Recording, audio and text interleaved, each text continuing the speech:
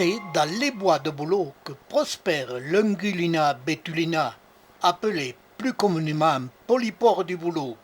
Celui-ci n'est pas un tueur, il ne s'attaque essentiellement qu'aux arbres morts, mais surtout aux troncs et aux grosses branches jonchant le sol. À sa naissance, il apparaît comme une boule blanche perçant l'écorce, qui évolue rapidement et je vais le suivre de semaine en semaine. Il a besoin, pour un bon développement, d'un tronc gorgé d'eau et en décomposition, et d'une humidité ambiante importante. Il s'incline et va vers sa forme définitive, pour être en mesure de pouvoir libérer des spores. Cette espèce a les tubes qui libèrent les spores, très fins, très denses, on ne les aperçoit pas. Sur son dessus, il a pris la couleur de l'espèce, qui peut varier suivant le degré d'humidité. J'ai continué à suivre ce champignon. Au bout de 3 mois, il a atteint un bon développement. Sur une autre branche, un autre champignon, qui s'est, lui, très vite coloré. À sa base, un deuxième est en train de naître, il est blanc, et se colorera très vite. Je les suis et leur bordure blanche nous montre un développement très rapide.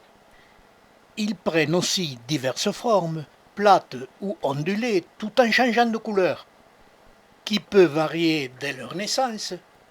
Leur variation se présente parfois par une forme de développement à la verticale, ce qui m'a permis d'observer les tubes de plusieurs champignons et de m'apercevoir que ces tubes étaient eux aussi variables, tantôt très fins, invisibles, et parfois suffisamment gros pour être visibles. Ces polypores des bouleaux sont aussi variables dans le diamètre des tubes, dans leur couleur et dans leur forme. Mais ces tubes restent quand même très fins et invisibles pour certains sujets. J'ai sectionné ce champignon, on n'aperçoit pas les tubes. Ils sont très denses, le champignon est très dur, la section a été difficile.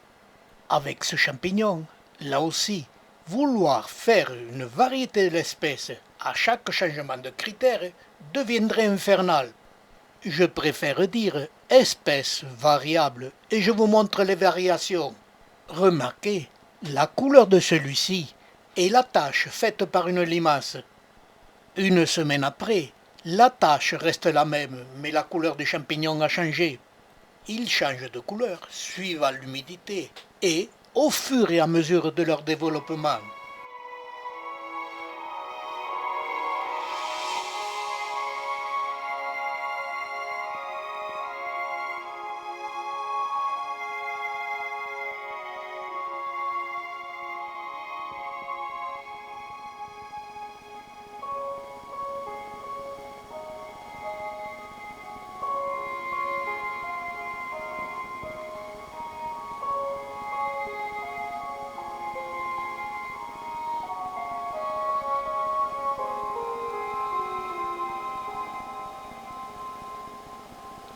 Ce champignon est annuel.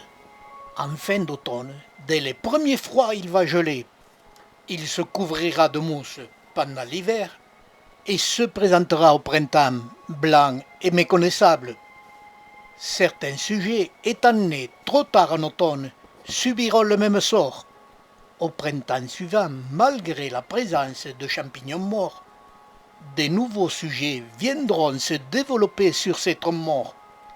Et ils continueront d'année en année jusqu'à épuisement des éléments nutritifs dont ces champignons ont besoin.